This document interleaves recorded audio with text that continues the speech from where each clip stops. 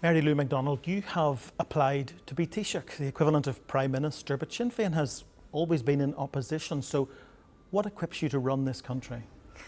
Well, I have made that application, and of course the electorate will adjudicate on this matter on Friday next.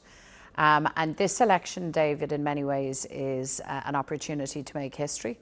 For the first time to have a government that is not led by one of the old two of Fianna Fáil and Fine Gael, but rather led by Sinn Fein. And I think the fact that we are in this moment, that this is possible, is a reflection of the incredible change that's happened right across Ireland. I've great talent on my bench. I'm an experienced person myself. I would also be the first woman to occupy that office. And for some people, I hope for lots of people, that would be a symbol again and a reflection again of Ireland, you know, modernity in Ireland and change in Ireland.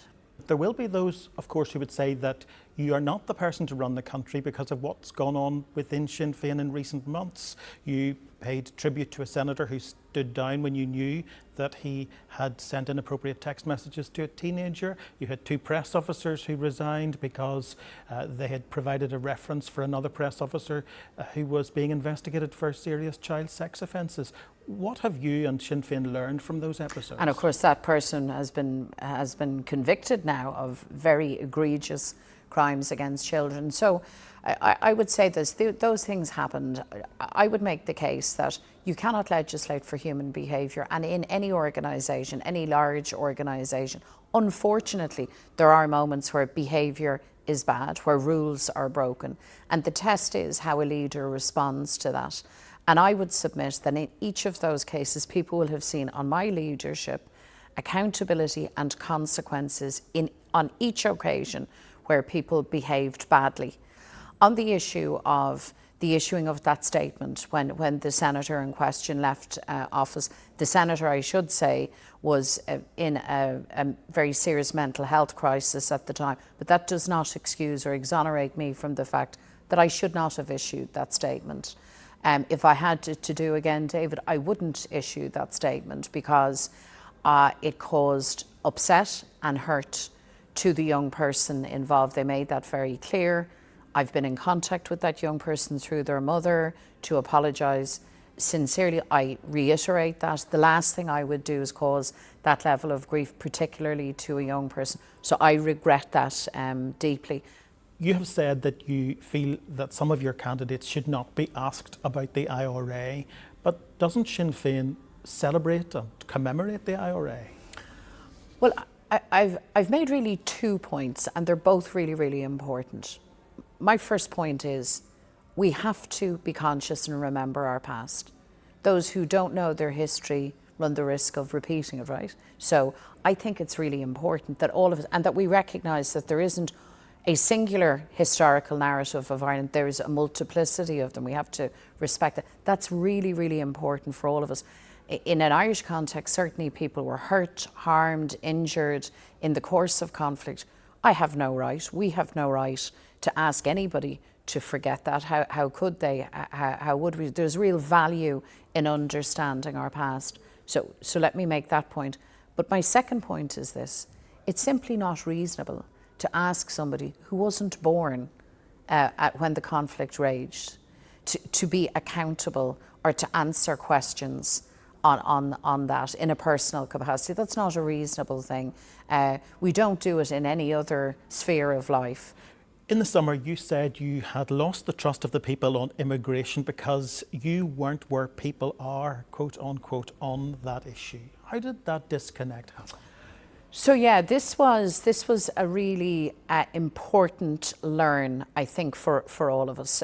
Our base said to us very clearly, you are not articulating our lived realities, frustrations, annoyance with government in how, not migration generally, but particularly the issue of international protection was being mismanaged. So what our base said to us is, we expect you to articulate much more clearly, in a much more direct way, the fact that government is making a mess of this area of policy. So can you clarify your position now? Are there too many people migrating into Ireland, particularly too many asylum seekers?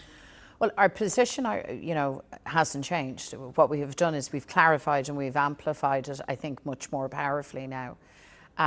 We recognise that, not least because of the war in Ukraine, many, many more people are now coming to Ireland. That's an unavoidable fact of that conflict, and people from beyond. We know, as a matter of fact, that up to 2/3 of applications for international protection don't succeed. We also know that the state and this government have not been effective in resourcing, applying, and then monitoring the system. If you're entitled to be in Ireland, we need to embrace you, you build your life here. But if you're not, there has to be a process of safe return. The government haven't overseen that, and that generated considerable frustration. So our position is you have to have a rule-based system that keeps us all right, protects human rights, human dignity, but it also means that you have a system that's efficient and the rules have to be applied. We also believe that you have to engage the community. Let's go back to talking about Irish unity then. You've said it's your lifetime goal. So will it be your number one priority of your Taoiseach? The first thing you will say to Prime Minister Starmer in your first phone call to him? Yes, absolutely. And I think that the process now of reunification has to be at the heart of government. Obviously, the other issues around housing and healthcare, all the bread and butter issues, proper investment in education, driving innovation on the island, all of those things are critically important. But the central question for all of us now is, what does Ireland look like in 5 years' time, in 10 years' time? How do we do the best? How can we be the best that we can be? So just to be really clear, you would expect a referendum by the end of your 5-year term? I believe that we will have the referendums in this decade. I've said that consistently. I think that is a necessary thing. You see, I think we're at a point in our political evolution and the evolution of change in Ireland that we have to talk about this. It can't be constantly the elephant in the room. We can't all avert our gaze and pretend that partition isn't an issue. We can't pretend either that there isn't a cost to partition. There is a real cost to it. We are losing economic opportunities. We're losing public service opportunities. If you live in the border corridor, you feel this most acutely, but it's a reality right across the island. Finally, let's just look at the big picture.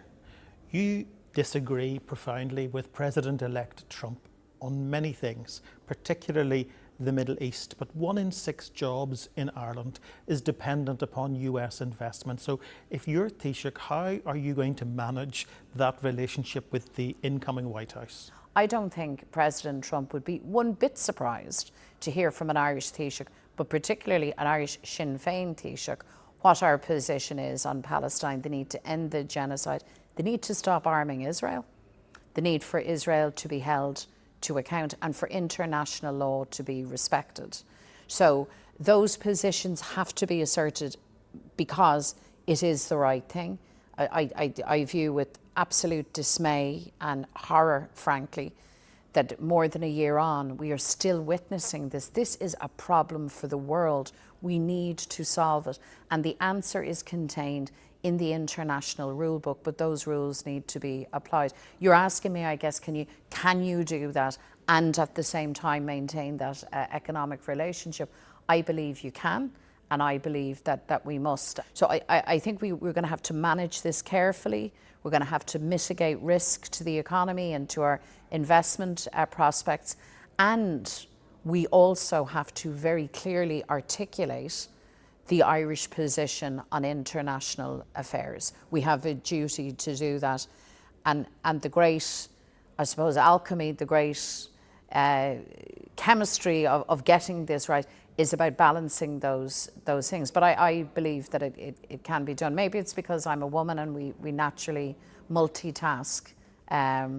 So that doesn't fill me with any trepidation at all. And on that multitasking point, Mary Lou McDonald, thank you very much. My pleasure.